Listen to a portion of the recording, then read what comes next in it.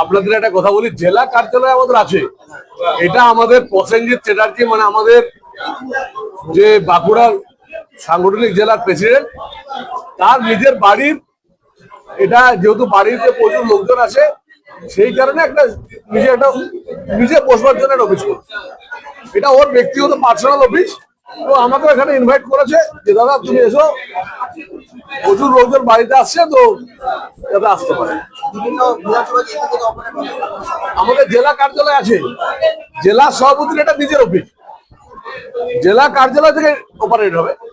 ওই সৌমিত্রদা বেশ কিছু জন আধিকারিক এবং আমলা তাদের বিরুদ্ধে যে গ্রেফতারের পরোয়ানা জারি, আপনাদের কি আছে? গ্রেফতারি করে কোন আধিকারিকদের? বিভিন্ন ক্ষেত্রে গিয়ে দুর্নীতি করেছে। দেখুন, একটা কথা হচ্ছে যে আপনি যদি কৃতকর্মের ফল আপনাকে ভোগ করতে হবে। যে সমস্ত নেতা বা অফিসার যারা খুব দুর্নীতিগ্রস্ত করেছেন তাদেরকে নিশ্চয়ই ভাবতে হবে, তাদের নিশ্চয়ই ভালো কিছু হবে না।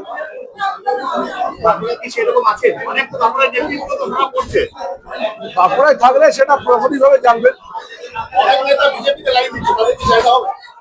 আমাদের দল ঠিক করবে কারা আসবে কারা আসবে না, এটা দল ঠিক করবে। এখনো সেই সময় আসেনি। ও তো সবাইকে বুলডোজার দেখিয়েছিল, ও তো সবার বাড়ি ভেঙেছিল, গরিব মানুষের বাড়িগুলো ভেঙেছিল 2021 পরে। ও বলেছিল 4 তারিখে দেখা হবে।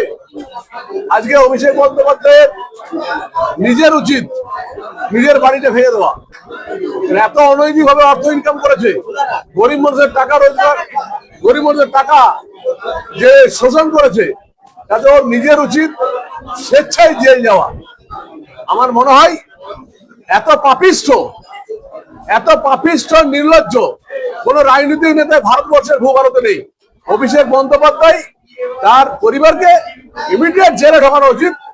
যেভাবে গরিব মানুষের টাকা নয়ছয় করেছে এবং যেভাবে শোষণ করেছে, ইংরেজের চেয়েও বেশি শোষণ করেছে অভিষেক বন্দ্যোপাধ্যায়।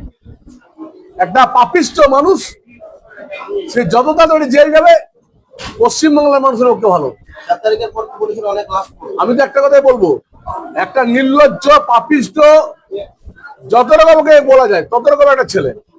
আজকে মুখ্যমন্ত্রী সভায় কাকলি ঘোষ কাকলি কেন, ওদের 20টা সাংসদ এমএলএরাও যোগদান করেছে, 20 জন সাংসদ অলরেডি যোগাযোগ করছে।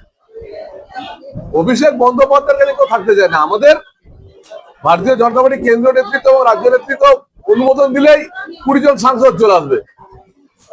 80 জন বিধায়ক আছে, তারা কি যোগাযোগ করেছেন? 50 জন তো হাজির হননি বিধানসভায়।